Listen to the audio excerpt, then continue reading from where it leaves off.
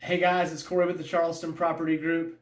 So today I wanted to talk about three specific things that I've seen that have been different about selling your house today versus what it was like maybe 6, 9 months ago in the spring of 2022.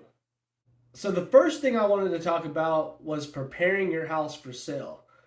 Over the last 6, 9, 12, really the last 2 years, I'd say, you really didn't have to do much to prepare your house for the market.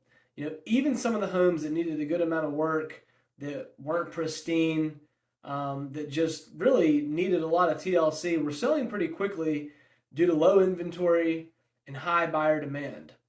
Today, that's not necessarily the case. A lot of these homes that need work, that aren't really move-in ready, are simply being overlooked by a lot of the buyers that are out shopping right now making offers. So I would say more than ever, if you want to maximize the price for your house and ultimately your equity, it's super important that you get your house fully ready for the market, and consult obviously with a professional to get it there.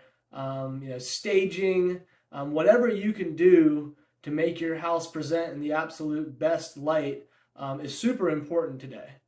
So the second point that I wanted to talk about is the days on market from when you should expect to go under contract with a buyer. Over the last 6 months, 9 months, really year, it has been super common to expect multiple offers, the first day, heck, even hour, on the market. It was, if a house sat for more than 3 days, the seller was wondering what's going on. And in a short amount of time, that's no longer the case. Here in Charleston, we're still under 30 days on the market. However, it's a lot more than the day or two or three that we were seeing. So if you do decide to sell your house moving forward, just expect that it's going to take a little longer to find a buyer, and most importantly, the right buyer. And the third point that I wanted to talk about is the price. So I don't want you to think about the price necessarily as the sales price, but let's refocus that into the marketing price. So it's super important right now that you're standing above the competition.